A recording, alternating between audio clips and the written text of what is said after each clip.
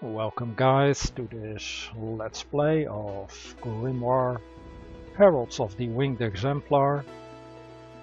I was planning to do a Let's Try or Let's Play for quite some time, but since release version 2 has been promised, and version 2 is apparently vastly superior to version, what is it, 1.2.0.30. It actually has crafting and all sorts of other benefits. Also, the manual was supposed to be released at the same time as version 2, and Golden Era has actually made some progress on both accounts, but still nothing in sight, and it may be a while, so might as well start a Let's Play or Let's Try right now. Let's check out the story first. The story is about the Clock of Fate. Basically something that controls everything. This clock is under the care of the Winged Exemplar, the White Owl, who serves as the emissary of greater powers in the universe. And once upon a time this White Owl brought the clock from a great distance across time and space. And why did he do that? Because he wanted to restore balance, the balance of peace and harmony to the world, which apparently was in terrible conflict. Of course, nobody has ever seen this clock. It's hidden very well. And it was also thought by the prophets that someday, at the end of time, the clock would wind down, as the clock would slow down and finally stop. All beauty, truth and light would give way to a dreadful era of anarchy, havoc and war. When the mainspring of the clock ground to a halt and was stilled, the world too would be silenced in a stifling pool of oblivion and darkness forever. Unless of course our party of adventurers does something about that. We need to find the clock and wind it once again.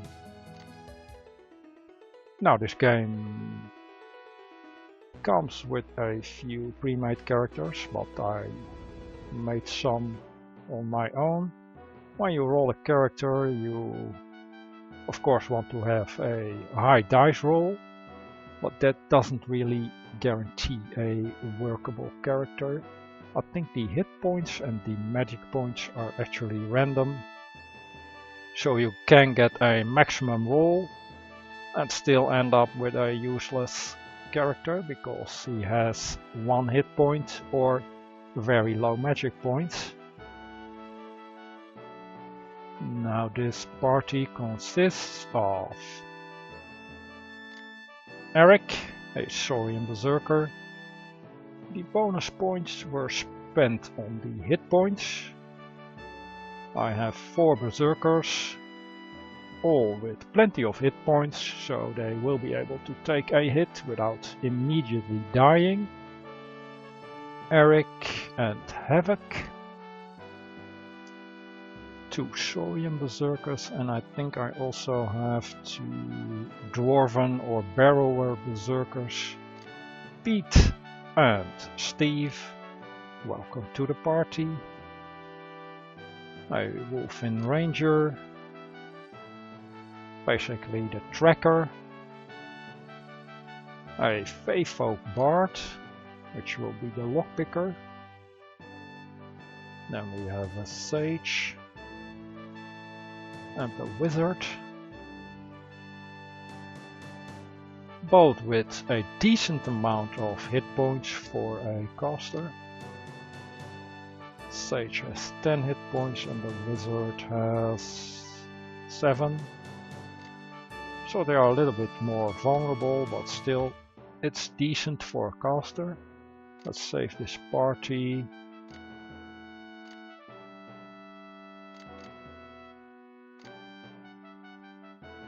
And let's check out the settings, the configuration. I will be starting in the default starting area, which will be the shrine. Now I did play this game for maybe about an hour or so after release, so some of the area is familiar, but most of it will be a blind playthrough. I'm trying to do it on superhero difficulty with lots of monsters. So in this playthrough there will be a lot of fights and a lot of experience. Let's go. And we are in Briarpatch Woods. We awaken in a verdant meadow near dusk, feeling sleepy and confused, but refreshed, as if you had been taking a very long and deep nap. Almost as soon as you are alert, you begin to examine your surroundings curiously, having no notion of how you arrived here, or why you chose this place to rest. Although the memory of the dream you were having is already eluding you as it fades, you seem to recall some urgent feeling of impending danger, but then even this impression is gone. And let's save the game. Quick. Now the 4 berserkers in the front 2 rows had their additional points spent on hit points, but the others still have some bonus points. I allocated them to the attributes. I think speed is pretty much essential for everybody. Let's go for a baseline of 50 right there, and this is a ranger, probably needs agility, maybe some constitution, and some more agility. We have the bard. Let's give you 50 speed, intelligence, wisdom apparently, and some agility maybe for the lockpicking and stuff. Now this is without a manual, so we will see how that goes. 1 point remaining in intelligence. The sage probably needs intelligence. Speed on the casters is low. Now casters in combat I think are always last, except when they use a item, and that is invocation, I think. Yes, the ability to properly summon and target the magical powers of an item. I think when they use items, speed is actually a factor. So let's work towards 50 on every character. More wisdom and more intelligence. For the sage, the wizard has a lot of bonus points. That's very nice. Intelligence and wisdom. Speed. And constitution is also very low. Willpower.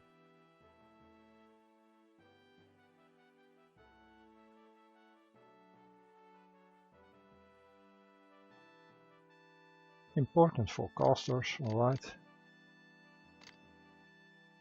That's it, and that's all the characters. The berserkers do not have any additional points, alright. Saved to, well, 003.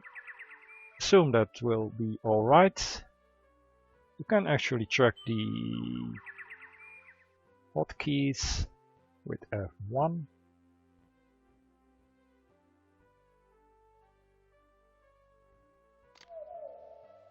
And the front row Saurians can actually fight with their bare hands and do a little bit more damage, I think. But let's just keep the hand axe equipped.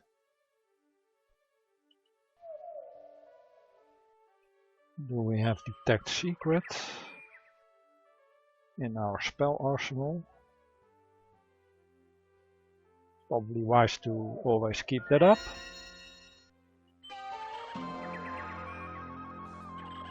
Right, one set of worms. Not to be underestimated, I guess. I don't think the sage has any offensive spells available. No, so smash, blinding flash. What else do we have? Sleep, let's try that.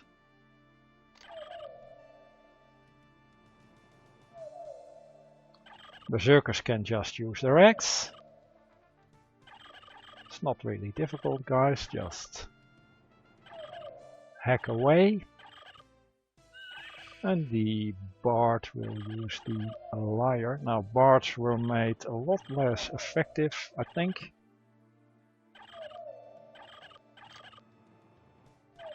Steve doesn't have any orders, that's strange.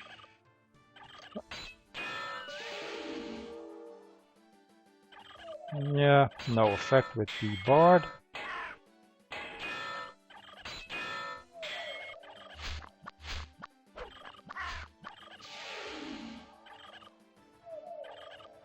And no effect with the sleep spell either.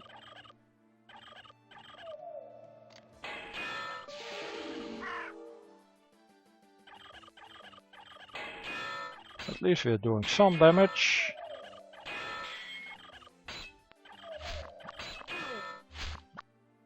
But I think these worms can actually cause disease. It can be fatal.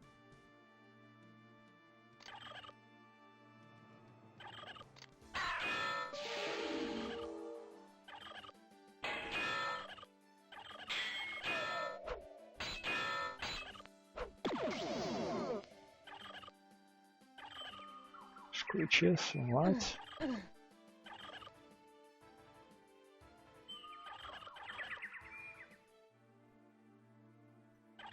Let's identify these worms, maybe. Just because we can.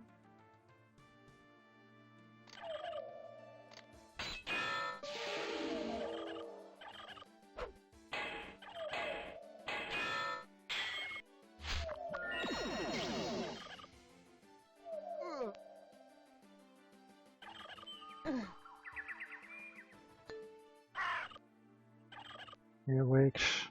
Great.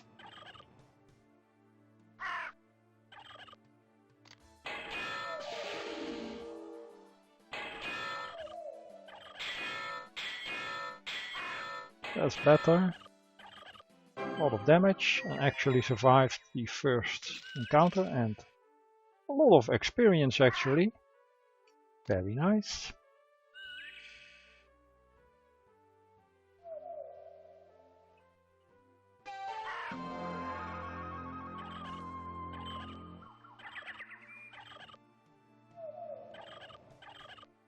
Could try a spell, although the chances of actually hitting are probably minimal.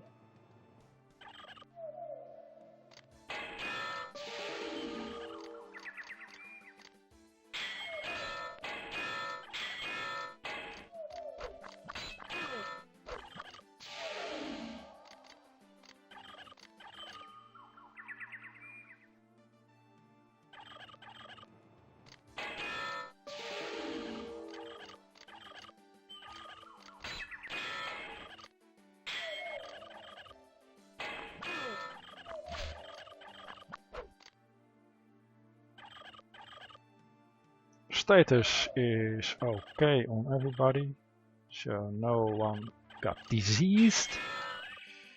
That's something you need to keep an eye on.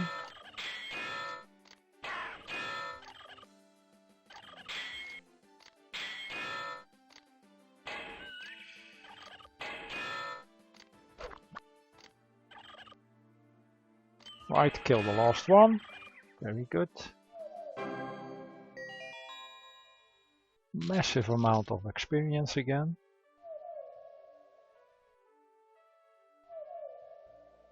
We could try a rest to replenish the magic points.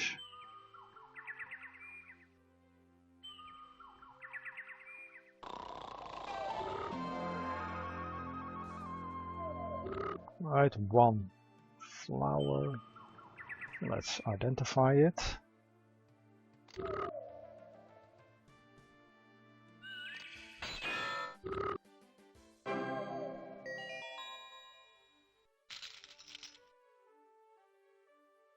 Now this is with the Onslaught setting, so we will have a lot of random encounters.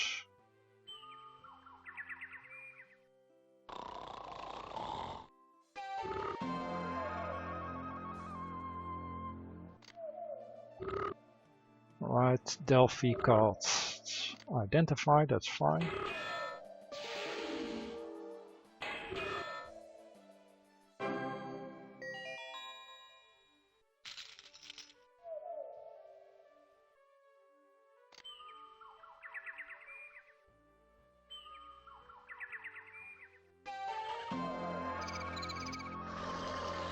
Yeah, this will probably be a reload.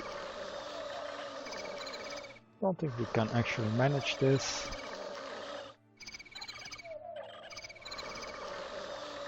Let's try sleep on the bugs. Charm is probably worthless against insects.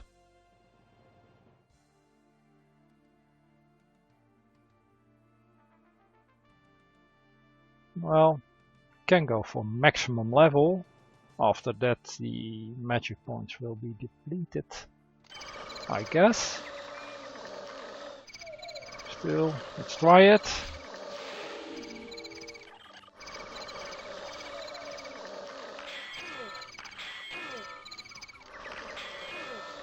Wow, yeah, this will be a definite reload. We don't have any antidote available. Disease. Might as well reload immediately.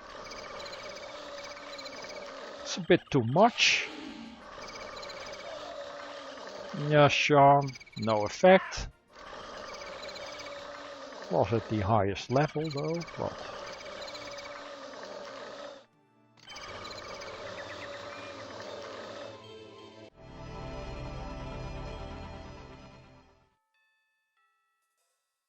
.003, which is, I guess, the last one.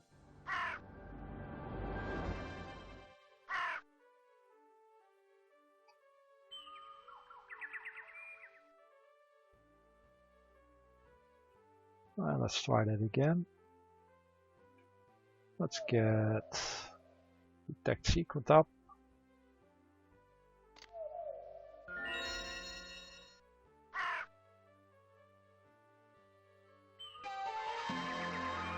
Right, little Rosie. You can actually recruit her, but not going to do that. You stop abruptly and listen. Mystic energy.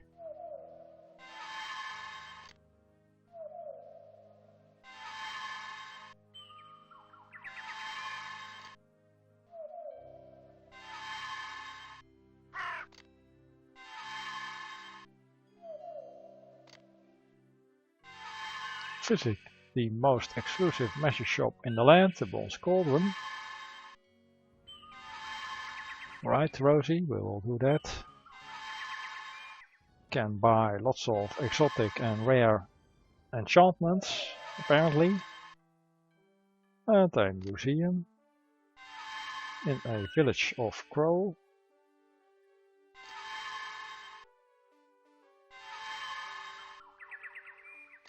Alright.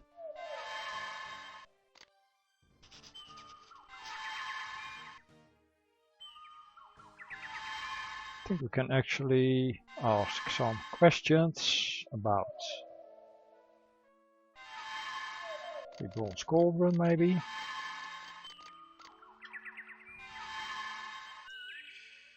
Travel the holy road looking for pilgrims and tourists to advertise my master's shop, the bronze cauldron. Your master. That would be Magus Trimestes.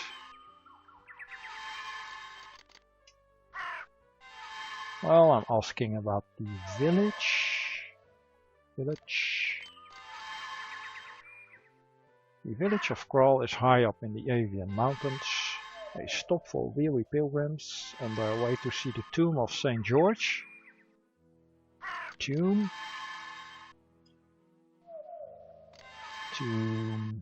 of St. George.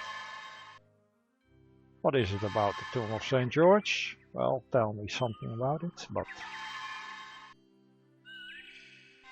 And the museum, what about that? It's a fascinating tour of strange curios, enigmatic mysteries, and amazing enchanted items beneath the bronze cauldron. I'm sure you will find it an interesting and entertaining diversion. Alright, noted. And goodbye, Rosie.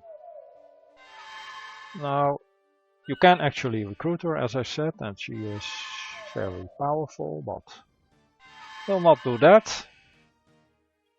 So, see you later. And she disappears. Well, that's great. Apparently everyone is talking about us. They all say you are the ones we have been waiting for. Well, we'll do our best.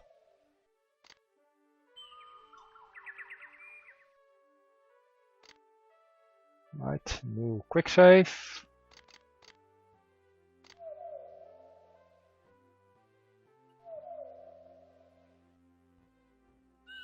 Yeah, I did play this part and I know there are some items here. I think they help with disease. Cannot identify these items. Maybe if we cast identify. Level 2.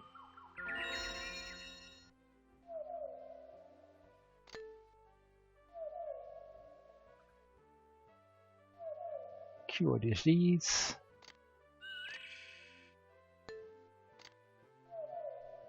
Very useful items.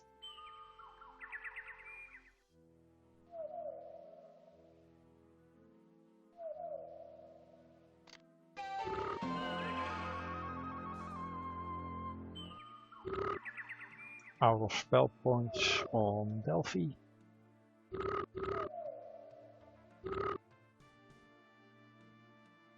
Yeah, I don't think sleep is very useful.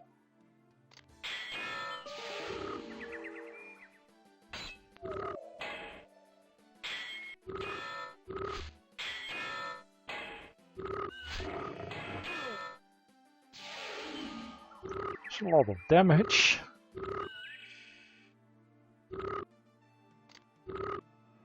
Wanda needs orders. Don't think we have any healing spells, so Pete, don't get hit.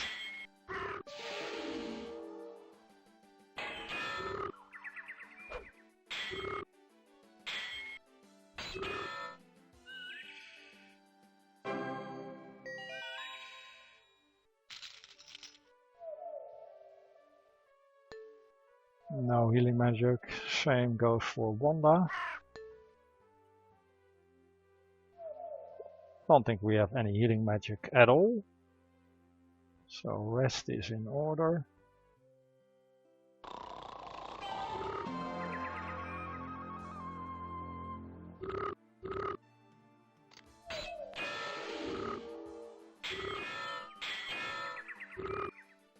think there's actually a safe spot where you can rest without being interrupted, close by, if I remember correctly.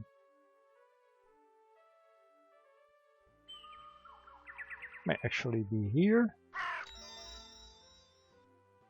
Cornerstone of Hyperborea. This stone was the first ever laid by the ancient Neanderthal builder, known only in legends to scribes as Cleve, the idiot. The inscription reads, this will be finished probably in around 3 months or so, maybe 4, just like the manual and version 2. And I think you can actually rest here without being interrupted, so we'll do that. And with that, I'll probably end the episode here. Thanks for watching, see you in the next one.